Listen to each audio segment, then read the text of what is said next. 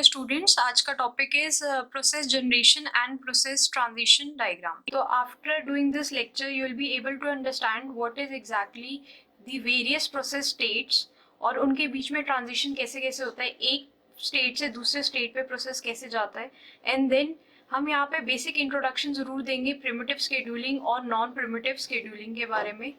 तो अगर मैं एग्जामिनेशन पॉइंट ऑफ व्यू से बात करूँ तो प्रोसेस ट्रांजिशन डायग्राम के बारे में generally you have a long answer question, इसके बारे में एक लॉन्ग आंसर क्वेश्चन पूछा जाता है।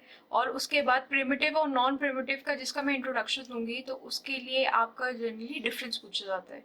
और linking with the other topics की बात करूँ तो ये जो आपके टर्म्स है, प्रोसेस स्टेट हो गया या प्रिमिटिव शेड्यूलिंग हो गई, ये पूरे ऑपरेटिंग सिस्टम के चैप्टर में आपसे बार बार हम ये वर्ड्स यूज करेंगे। So it is very important to understand this process state cycle. So let's start this topic. So today's topic is process state and it is very important. इतना important ये diagram क्यों है, क्योंकि हम entire chapter आपका जो आपका process state का है, प्रोसेस स्टेट डायग्राम का है, शेड्यूलर का है, सिंपल इस डायग्राम से समझ सकते हैं। तो इट इज वेरी इंपॉर्टेंट। तो स्टेट की बात करें, स्टेट का जनरल मतलब होता है कंडीशन। तो जैसे आपका प्रोसेस होता है, बनता है, जो आपका प्रोग्राम बनता है वो एक कंडीशन में होता है। जब हम उसको मेन मेमोरी में लेके आए उसकी कंडीशन चेंज हो जाएगी, ऑब्वियस सी बात है। थोड़ी देर एग्जीक्यूट किया उसने, उसकी कंडीशन वापस से चेंज हो जाएगी। तो एक प्रोसेस जो है किस किस कंडीशन में रहता है उसको हम कहते हैं प्रोसेस स्टेट। तो प्रोसेस स्टेट का बेसिक मतलब क्या हो गया कि ऑब्वियसली बात है एक प्रोसेस कौन कौन सी कंडीशन में रहता है, जब वो एग्जीक्यूट हो रहा है या जब वो वेट कर रहा है या जब वो अपना काम कर चुका है, खत्म कर चुका है। तो डिफरेंट डिफरेंट टाइप ऑफ जो प्रोसेसेस हमारे होते हैं that are. So in general जो आपका प्रोसेस है वो इन 5 स्टेट में रहता है। इसके अलावा भी आपकी 2 और स्टेट्स होती हैं, बट उनके बारे में हम तब बात करेंगे जब हम शेड्यूलर के टाइप्स पढ़ेंगे। बट बेसिक आपकी 5 स्टेट जो रहती है that is new state, ready state, running state, wait state and terminated state. पहले इनकी क्विकली हम डेफिनेशन देख लेंगे और डेफिनेशन के बाद जब हम इसको डायग्राम से रिलेट करेंगे then you will be able to understand कि न्यू, रेडी, रनिंग, वेट या टर्मिनेट स्टेट के बीच में ट्रांजिशन कैसे हो रहा है, या एक प्रोसेस जो है एक स्टेट के से दूसरे स्टेट के बीच में कैसे मूव कर रहा है। तो अगर इनकी बेसिक डेफिनेशन की बात करें, न्यू स्टेट में जब एक प्रोसेस होता है तो दैट मीन्स, तो जैसे सपोज करो हमने एक प्रोग्राम लिखा और उसको सेव कर दिया आपका सेकेंडरी मेमोरी पे, तो उसकी स्टेट उस टाइम पे क्या होगी, न्यू स्टेट। तो new state is the state when the process is created, generally ऐसा कहा जाता है। बट आपको ये ऑलरेडी पता है कि प्रोग्राम और प्रोसेस के बीच में क्या डिफरेंस है। तो अगर प्रोग्राम मेन मेमोरी में है तो उसे हम प्रोसेस कहेंगे। तो न्यू स्टेट में वो प्रोग्राम कहाँ पे होता है, सेकेंडरी मेमोरी में। तो हम इसको प्रोसेस इज क्रिएटेड की जगह इन जनरली हम क्योंकि खुद समझते हैं तो इसको कहेंगे प्रोग्राम इज क्रिएटेड। फिर रेडी स्टेट में कब होता है,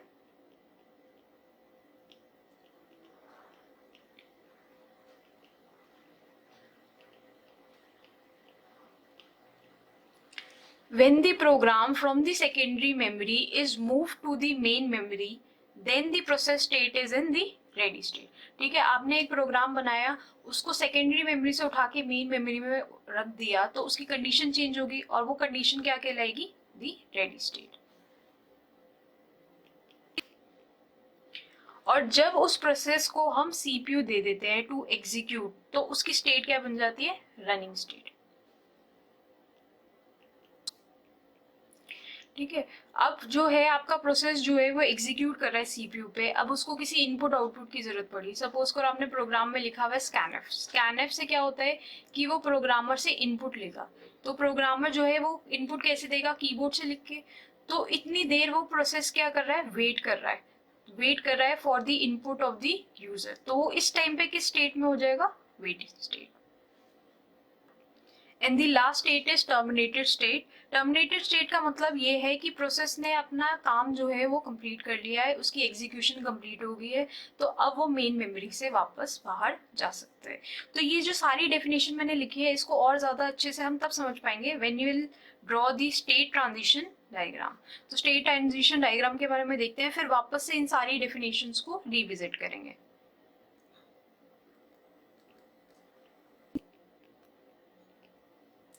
ठीक है, तो ये बेसिक आपका स्टेट ट्रांजिशन डायग्राम है। इसी में हम पूरा कंप्लीट चैप्टर समझने की कोशिश करेंगे।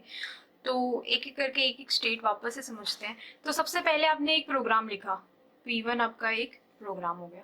वो आपका क्या है, सेकेंडरी मेमोरी में ऑलरेडी स्टोर है। तो वो कौन सी स्टेट में हो गया, न्यू स्टेट में। जैसे मैंने बात की, ऊपर भी लिखा है कि when the program is created it is in the new state. अभी अभी वो बॉर्न हुआ है, अभी अभी वो क्रिएट हुआ है, तो वो P1 प्रोग्राम क्या हो गया आपका, न्यू स्टेट में।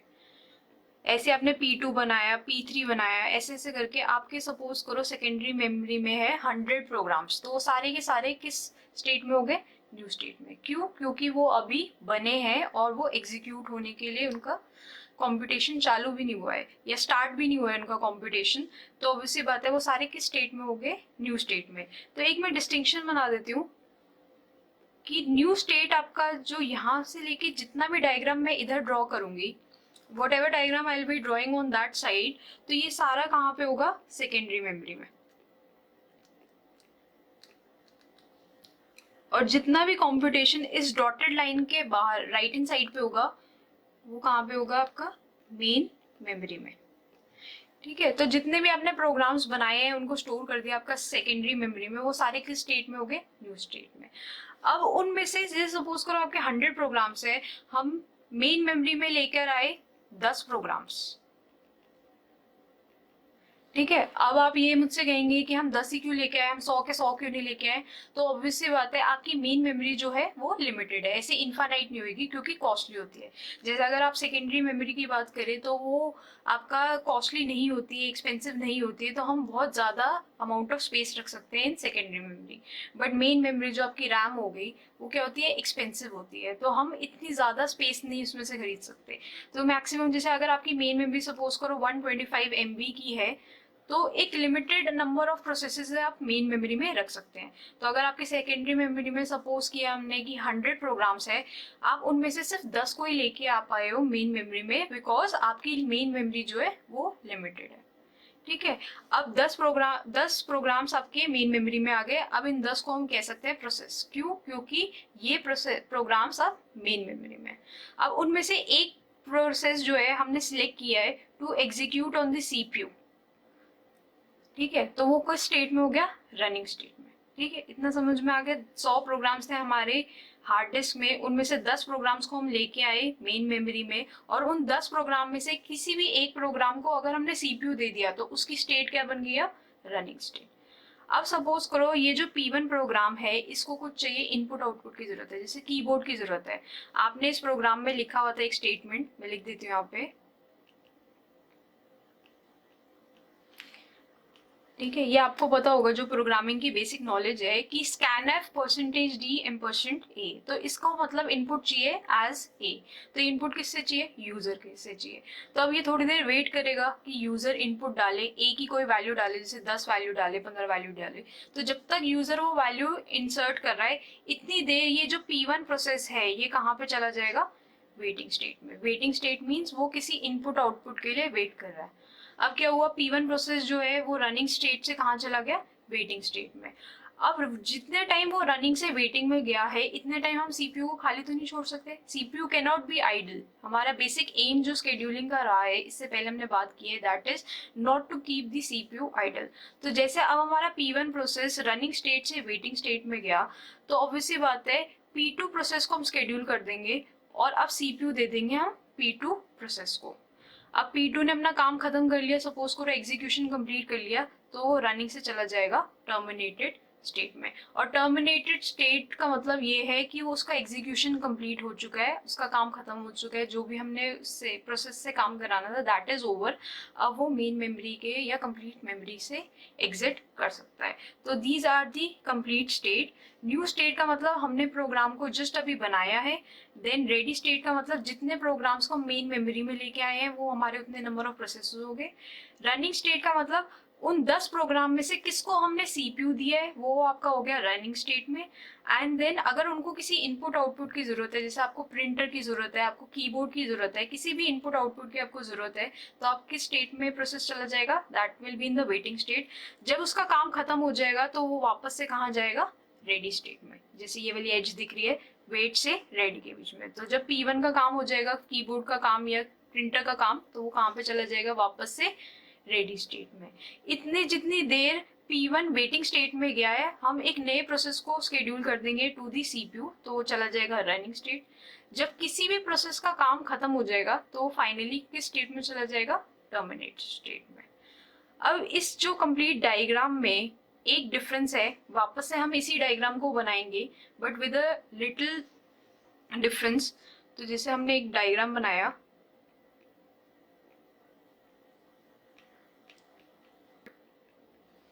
ठीक है, अब वापस से हमने प्रोसेस स्टेट ट्रांजिशन का ही डायग्राम बनाया है but with a difference. The difference is with this edge that I have marked in red. ये एज का डिफरेंस है पहले डायग्राम में और दूसरे डायग्राम में। तो पहले डायग्राम की बात करूं तो ये डायग्राम है नॉन प्रीएम्प्टिव शेड्यूलिंग का, और ये डायग्राम है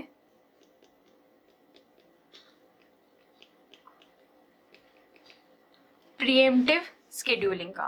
ठीक है, तो इससे पहले हमने ऑलरेडी बात कर ली है प्रीएम्प्टिव शेड्यूलिंग की और नॉन प्रीएम्प्टिव शेड्यूलिंग का, बट बेसिक एक डिफरेंस वापस से देख लेते हैं। प्रीएम्प्टिव का मतलब है आप किसी से छीन सकते हो, प्रीएम्प्टिव मीन्स टू बिड। तो बिड मीन्स आप किसी से छीन सकते हो। सपोज करो P1 प्रोसेस के पास CPU है, तो P2 प्रोसेस जो है उससे CPU छीन सकता है। अब वो क्यों छीनेगा ऐसा, क्योंकि हो सकता है वो हायर प्रायोरिटी का प्रोसेस हो, तो वो उससे CPU छीन सकता है। बट नॉन प्रीएम्प्टिव का मतलब है आप ऐसा नहीं कर सकते। अगर P1 के पास CPU है तो P1 से CPU कोई भी छीन नहीं सकता। ठीक है, this is the basic difference between pre-emptive and non pre-emptive scheduling. Pre-emptive scheduling का मतलब अगर किसी के पास CPU है तो आप उससे वो CPU छीन सकते हो, बिकॉज कोई क्राइटेरिया फुलफिल हो रहा है। मान लो आपकी जो जॉब का टाइम है वो कम है या आपकी प्रायोरिटी हाई है, किसी भी वजह से आप उससे CPU छीन सकते हो। बट नॉन प्रीएम्प्टिव शेड्यूलिंग की अगर मैं बात करूं तो अगर किसी प्रोसेस के पास CPU असाइंड है तो आप उससे CPU नहीं छीन सकते। तो जैसे हम पहले डायग्राम में बात करें, पहले डायग्राम में देखो, जब कोई प्रोसेस P1 प्रोसेस है वो रेडी स्टेट में था, फिर उसके बाद वो कहाँ गया, रनिंग स्टेट में। तो रनिंग स्टेट में या तो उसका एग्जीक्यूशन खत्म होगा तो वो किस स्टेट में चले जाएगा, टर्मिनेट स्टेट में, या फिर अगर उसको इनपुट आउटपुट चाहिए तो वो किस स्टेट में चला जाएगा, वेटिंग स्टेट में। आप उससे CPU नहीं छीन सकते, पहले डायग्राम में साफ दिखाई दे रहा है। बट दूसरे डायग्राम की अगर बात करें, सपोज करो हमने यहाँ पे 3 प्रोसेसेस है अभी हमारे मेन मेमोरी में। P1 प्रोसेस को असाइन कर दिया हमने CPU, तो P1 रेडी से कहाँ चला गया, ऑब्वियसली बात है P1 चला गया रेडी से रनिंग स्टेट में। अब सपोज करो एक हमारा नया प्रोसेस आया मेन मेमोरी में, दैट इज P4, और P4 क्या हो गया, बड़े हाई प्रायोरिटी का प्रोसेस है, क्रिटिकल जॉब है जो कि टाइम पे एग्जीक्यूट करना बहुत जरूरी है। तो क्या होगा, ये जो P1 प्रोसेस है जिसको हमने CPU दिया हुआ है उसको हम वापस से शिफ्ट कर देंगे किस स्टेट में, रेडी स्टेट में, और CPU असाइन कर देंगे इस P4 स्टेट को। तो इस एज से पता चल रहा है, ये वाली एज अगेन मैं दूसरे कलर से मार्क करके दिखा देती हूँ, ये वाली अगर आपकी एज ड्रॉ हुई हुई है तो ऑब्वियसली बात है ये टाइप ऑफ शेड्यूलिंग क्या होगी, प्रीएम्प्टिव शेड्यूलिंग, क्योंकि आप किसी एक प्रोसेस को मूव कर रहे हो from the running state to the ready state. तो ये आपको बता रहा है कि अगर किसी प्रोसेस के पास CPU है तो आप उससे छीन के उसको वापस से किस स्टेट में डाल सकते हो, रेडी स्टेट में। तो this is a type of pre-emptive scheduling. तो अगर नॉलेज चेक की बात करें, so first of all I think so you will you would have already understand. First thing is what is basically how many process states are there, कितने process state होते हैं। Then second thing is what is the difference between preemptive scheduling and non-preemptive scheduling, and the transition between ready to running state occurs in which condition. Thank you.